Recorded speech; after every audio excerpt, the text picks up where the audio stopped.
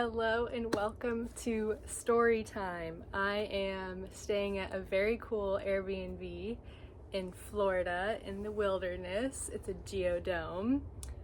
And I was sitting inside here. This is my third day here, and the point of me being here is really to just be alone in solitude with my own energy and let some things move through me and be in nature with the trees and all the creatures here.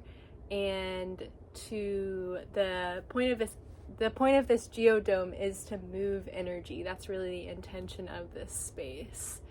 So the way energy moves in this space compared to a typical square dwelling with corners is very, very different, and it just flows more freely and seamlessly.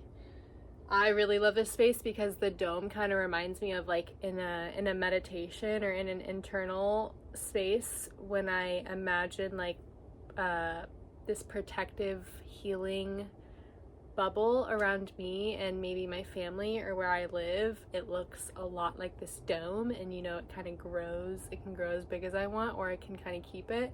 And so it's really beautiful to have this symbolic embodiment of an actual physical dome protecting me and holding my energy here. But here's where the story starts. I was sitting here eating some chicken, and I had been feeling pretty bored today, like with myself and just with the material I brought to read, and I decided that I'm gonna stay here today. And yeah, I have kind of just been like stretching, eating, went on a walk, did all the things, listened to podcasts. Everything's just kind of boring me. I've journaled, I've read my old journals, I've read other books. And then I'm sitting here, and in an instant, everything changes. I'm no longer bored. And I see a very big rattlesnake slithering right out the window. It was slithering right through here, which is where I have been. That's basically the chair that I've been sitting in. I was gonna say that stick looks like another snake. No, that's a stick. But I've been sitting in that chair when I'm out there. And yeah, I see this rattlesnake, and I'm like, oh my gosh. I jump up, I grab my phone, the door is like right there. I go outside and turn my video on, and I watch her slither through. She goes through here, and I watched her slither by until I couldn't see her anymore. And I just feel so special and so honored and so blessed to have witnessed that and to have been chosen to witness that. And this is like, I have been going pee out in this little wooded area just when I don't feel like walking over to the toilet. And I was thinking, this is a pine forest in Florida. This is where rattlesnakes, this is their habitat. This is where they dwell. And so it's not lost on me that I could possibly see a snake while I'm out here. And this morning I went out there and I was going pee, and I was literally thinking, I had the thought of, this is where rattlesnakes live, and if I were to see a rattlesnake, I'm not going to tell, in my head I said I'm not going to tell anyone, but what I meant by that is like the landowner here, because people tend to think the best thing to do when you see a rattlesnake is to kill it, especially if it's on your property. And I just don't agree with that. I don't think that's the best thing to do. I think rattlesnakes are such wise, majestic, mystical, ancient creatures that should be treasured and protected. A few weeks ago, my partner and I, we were leaving the spring down the road here. Gilchrist Blue is what it was called. And we were literally about to pull out into a road, and this massive rattlesnake just slowly is slithering across the road. The biggest rattlesnake I've ever seen. I know that wasn't the same one as the one I saw today, because although I am not that far, so it could possibly be the same one, I think the one I saw a few weeks ago was bigger. This one was big, but it wasn't as big, and that one was fat, and it was slow in its movement, and it was just like, it was mesmerizing to watch it, and I just felt like I did today in awe. I'd never seen a wild snake that big. And maybe I've never even seen a snake that big, like in real life, wild or pet or whatever. And I think rattlesnakes hold a very potent and powerful energy medicine. And so when I saw that snake then, I was like, oh my gosh, that's special. And I was with my partner, so today to see it on my own, I just felt so chosen. And I just feel like, okay, the message is for me. Like, the message is for me. The rattlesnake medicine is for me. And I think, of course, when it comes to snakes, it's like the energy they're asking you to shed. It's like, shed your skin, become new, step into this new version of yourself. But when I've been kind of thinking of what is the rattlesnake energy, specifically a rattlesnake, I did a little bit of research a few weeks ago when I saw that last one, and I read this article that this guy wrote, who is someone who really loves rattlesnakes and has dedicated his life to studying them, the eastern rattlesnake specifically. And he talks about how, like, they're kind, gentle creatures. And I read about how I didn't know that they were so ancient, or I just never thought about it. And it was talking about how, like, back in the day when there was, like, the mastodons walk this earth here where I am, that the rattlesnakes were small compared to these gigantic mammals that were roaming around the earth. And so they developed their rattle as a warning to those animals of, like, and a plead for, please don't step on me. Watch out, watch your step, I'm here. And if they would get stepped on, or if the rattle would not suffice to warn these creatures, then they would bite. But their venom to a gigantic mammal didn't serve as anything except to, like, hey, I'm here. Like, almost like swatting a fly away. Like, get away from me. Like, shoo, don't bother me. Don't friggin' step on me and crush me. And so they've always kind of been these creatures on the forest floor, specifically in the pines, that have been, like, kind of hidden, and they want to stay camouflaged and unseen. That's also part of their, not only for safety, but also for survival of, like, for them hunting. I read that they will stay in one spot if they pick up on the scent of something that they eat, like a mouse or a rat. If they've picked up that one of those critters has, like, moved in that area, they will sit for weeks until it returns and they eat it.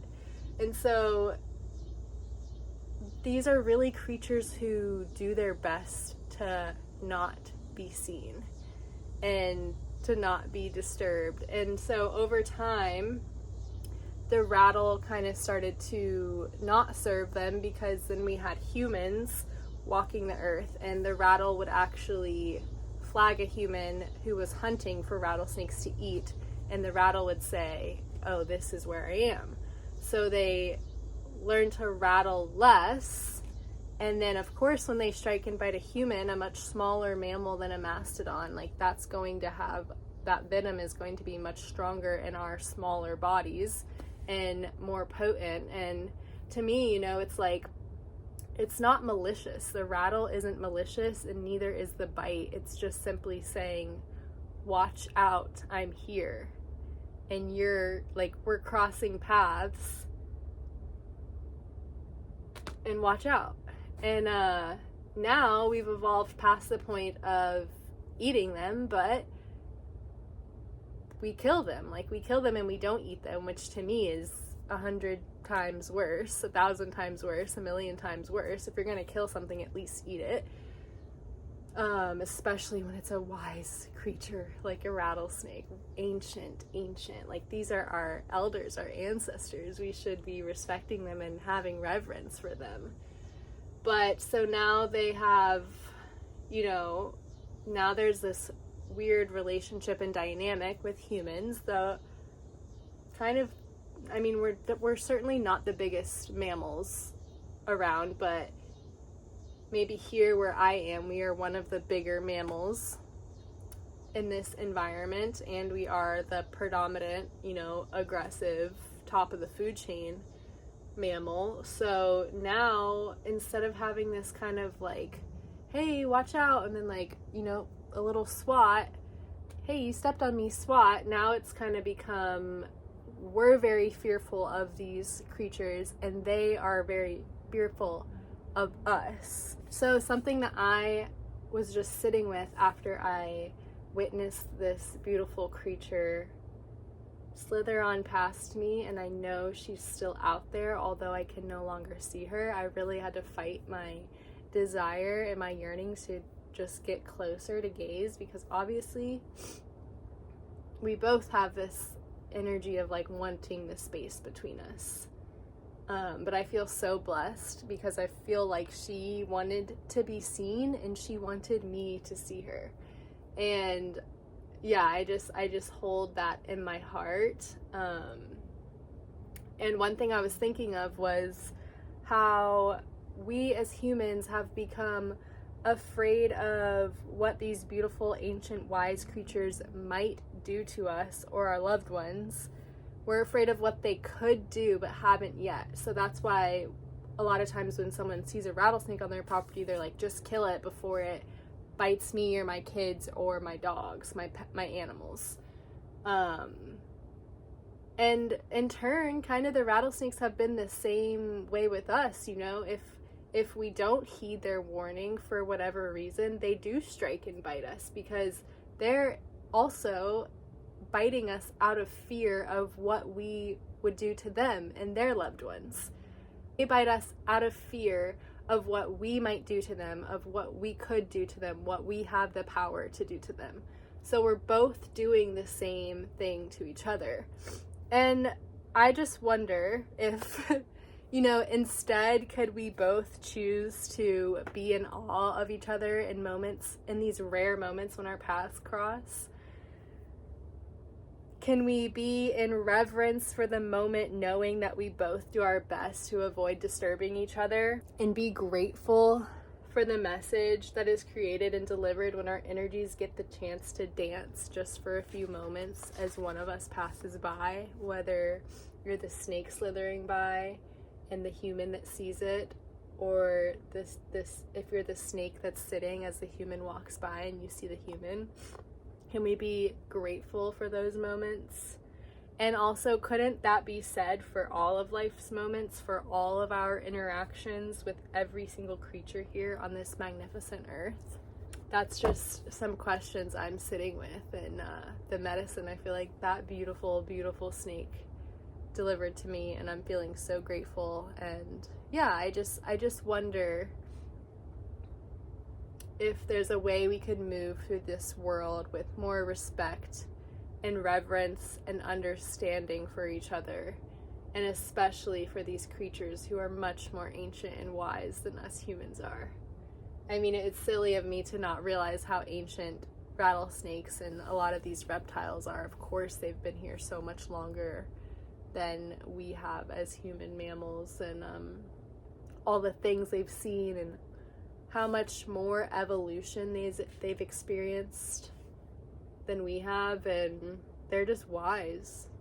They're wise, and they have a different language than we do. And I do think as the younger species, or maybe younger beings, like, it is our duty to wonder and learn their language and understand where they're coming from and why they might be acting or reacting in the way that they do, and know that it's for a reason. It's usually for safety or survival, and it's not just out of spite.